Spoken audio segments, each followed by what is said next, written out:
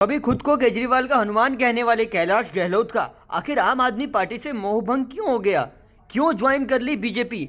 असल वजह आज आपको इस वीडियो में समझाएंगे। आखिर गहलोत और केजरीवाल के बीच गहमा गहमी की खबरें कहां से आई थी, सब कुछ। दिल्ली में बड़ा सियासी उलटफेर हुआ है। रविवार को खबर आती है कि दिल्ली सरकार के परिवहन मंत्री कैलाश गहलोत ने पहले तो अपने पद से इस्तीफा दिया और फिर आम आदमी पार्टी ही छोड़ दी। सीएम आतिशी ने तुरंत इस्तीफा भी स्वीकार कर लिया। अब जनता में बातें चल रही हैं कि ऐसा क्या हुआ जो गहलोत को अचानक से इस्तीफा देना पड़ गया, लेकिन बात पुरानी है। चलिए टाइमलाइन से बताते हैं। गहलोत और आम आदमी पार्टी के बीच मतभेद की शुरुआत इस साल 15 अगस्त से शुरू होती है।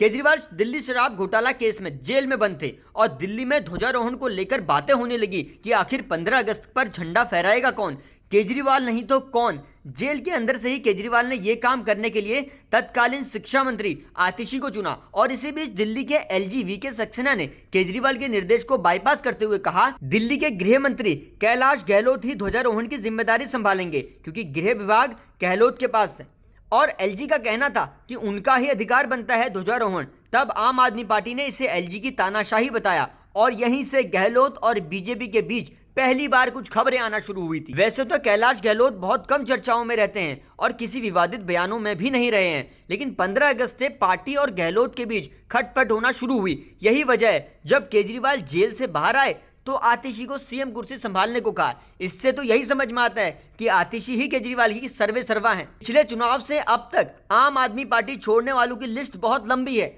राजेंद्र पाल गौतम जो आम आदमी पार्टी से कांग्रेस में शामिल हुए, राजकुमार आनंद जो आम आदमी पार्टी से बीजेपी में शामिल हुए, करतार सिंह तंवर जो आम आदमी पार्टी से बीजेपी में शामिल हुए और स्वाति मालीवाल जो आम आदमी के खिलाफ बगावती तेवर में रहती हैं। कभी खुद को केजरीवाल का हनुमान कहने वाले कैलाश गहलोत का आखिर आम आदमी पार्टी से मोहभंग क्यों हो गया, इसका जवाब तो वो ही जानते हैं, लेकिन आम आदमी पार्टी के करीबी बताते हैं केजरीवाल बेशक लंबे समय से उनके विश्वास पात्र रहे हों, लेकिन कुछ महीने पहले ही चीजें बदली हैं। ना तो गहलोत पार्टी में उतना सहज थे, ना ही केजरीवाल अब उन पर भरोसा जता पा रहे थे। बिल्कुल कहा जा सकता है कि गहलोत और आम आदमी पार्टी में दरार 15 अगस्त को एलजी के ध्वजारोहण के निर्देश के बाद ही आई। आम आदमी पार्टी के नेता कह रहे हैं गहलोत ने ईडी के डर से बीजेपी ज्वाइन की।